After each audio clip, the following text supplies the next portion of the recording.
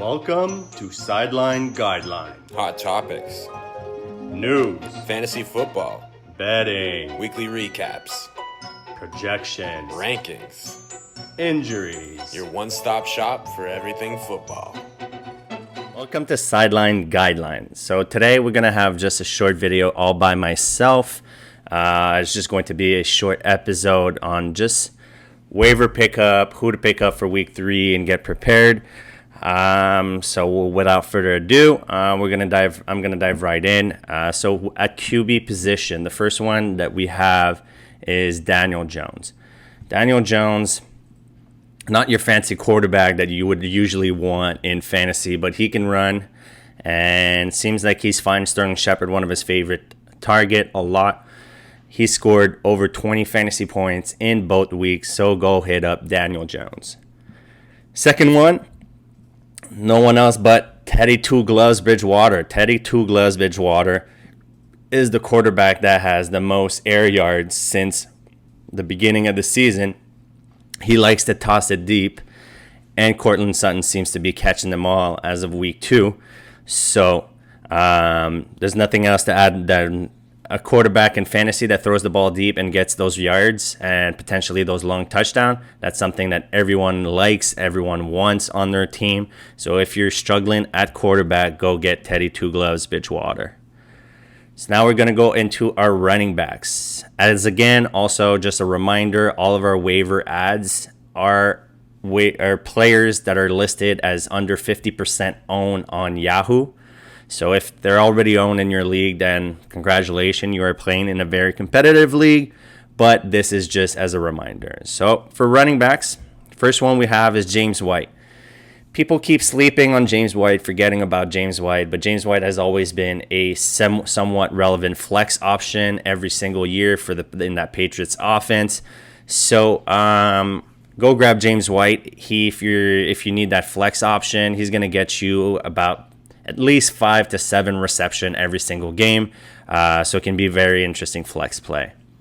After that, there's Alexander Mattison. Alexander Mattison is, again, one of the top handcuff that you can have in fantasy football. Dalvin Cook went down a couple of times. Apparently, it wasn't too serious. But, Dalvin Cook has a history of injuries, so probably a good time to stash him on your bench if you have that one extra spot that you're not really using. If you don't have a guy that you're starting as your last roster spot on your bench, go pick up Alexander Mattison. After that, we got J.D. McKissic. J.D. McKissic isn't sexy option, but pretty much the same as James White. He's always relevant into catching passes. He's getting a lot of passes thrown his way, as you saw last week on Thursday Night Football. He's going to get a lot of action in the receiving game. And if you're playing half PPR and PPR, these are always great to have as a flex. So go take a look at J.D. McKissic. Next one, Tony Jones Jr. Tony Jones Jr., again, is impressing everyone in New Orleans. He's playing very well, and if something would happen to Alvin Kamara, he would be an automatic RB2, fringe RB1. So definitely, again, the same type as Madison. If you have that extra spot on your bench, go use it for someone that could potentially win you a league if something happens to that starter on their team. Then the last RB waiver would be Jeff Wilson Jr.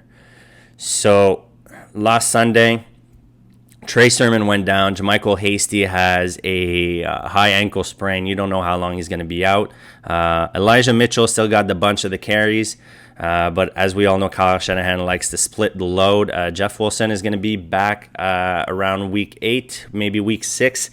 So go stash him on your bench. If you're streaming Ds, just before you pick up that D, just pick up Jeff Wilson, put him in your IR spot, and then go for your D. Same thing if you're streaming kickers.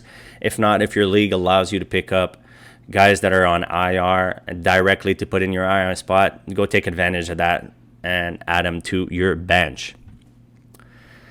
Now, wide receivers. Man, I've been talking about Rondale Moore this whole time. I've been talking him up all off season. He was in my waiver column last week, so you definitely want to add him after having that huge week that he had. Most of his yards are coming after the catch. He's been getting incredible numbers. He's just explosive, and I'm figuring that Arizona is going to want to use him and utilize him more and more as the season evolves and as he gets experience and gets that connection with Kyler Murray. Definitely someone that you would want on your team. After that, I got Darnell Mooney. Darnell Mooney, someone that I had as a start last week, didn't pan out as good as I thought it would. But again, he's still getting those targets, and right now we have a quarterback change. We have Justin Fields coming in. Justin Fields can be very, very interesting change for any offensive player on that unit.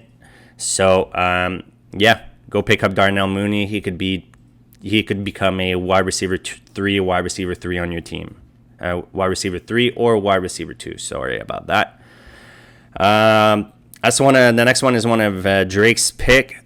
Great pick as well for wide receiver. KJ Osborne. KJ Osborne is low-key leading his team, the Vikings, in receiving yards. So, I mean, it's only been 2 weeks, but he's still leading in yards over Adam Thielen and Justin Jefferson. So he's definitely someone you want to go get a look at if you're wide receiver needy. Then we got Jalen Reagor. Jalen Reagor didn't have so much of a good week 1, but he's had an explosive week 2. He looked really good on that deep ball by Jalen Hurts. And if Jalen Hurts keeps throwing the ball deep, you know those balls are going to come Reagor's way.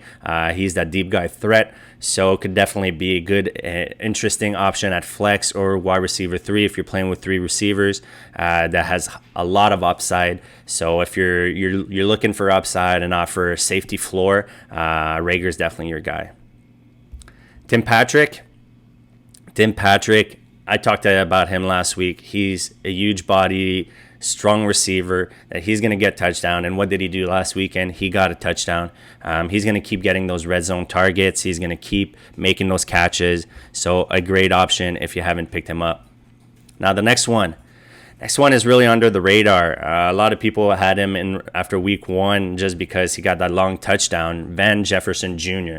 Van Jefferson Jr., the reason why I have him in my waiver column for wide receiver is because he is one of the few receivers in the NFL that has ran routes on 100% of the dropbacks of his team.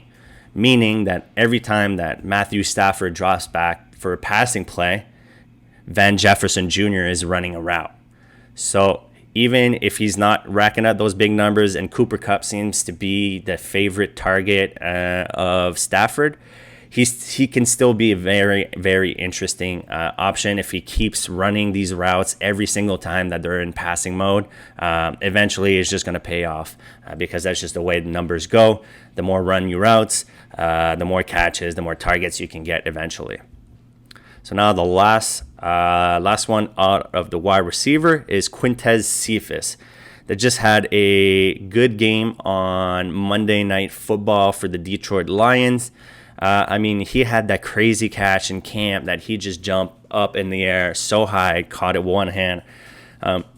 He seems to be very athletic, and he seems to be one of Jared Goff's favorite options.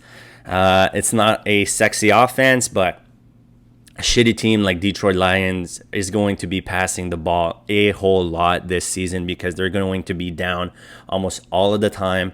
So definitely give this man a look as he looks to be a shorter route and also deep route and also end zone target of Jared Goff. So definitely take a look at Quintez Cephus. If you don't think people are going to put a waiver claim on him, just pick him up as an FA after. Going into the tight ends now. Tight ends, again, I had him last week as a start. I had him last week in my waiver column. He didn't do so great, but like I just mentioned, a change in quarterback the change of quarterback in Chicago is going to help greatly all of the weapons they have out there. So Cole Kmet seems like a young tight end that the Bears really like and want to get the balls in his hand. So go pick him up. Very interesting. Next one is Jack Doyle.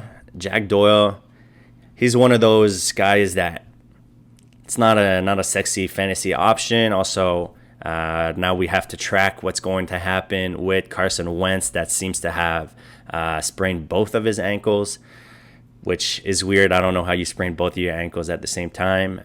But that being said, Jack Doyle has had, I think, about 14 to 16 targets in 2 weeks. And about 3-4 years ago, he was a tight end with the most targets in the league. He had about something like 90 that year. So I think if Jack Doyle is being used a lot, he's going to get a lot of targets.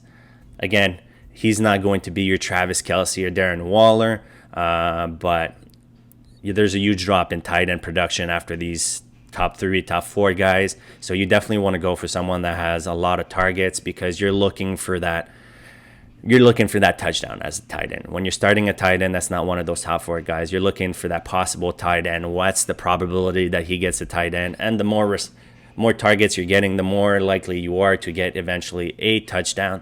So that's why we have Jack Doyle as tight end. So that was it for our waiver column of week 3. Make sure to follow us on social media at Sideline Guide. That is on Instagram and Twitter. If you have any start-sit question, hit us up. And if not, we're going to have an episode coming out on Thursday that's going to be all fun segments like you seen last Thursday. And then potentially on Saturday, just a start-sit episode that's going to come out either Saturday night or Sunday morning, just to get you ready for your Sunday matchups. So as always, take care, guys, and we'll see you on the next one.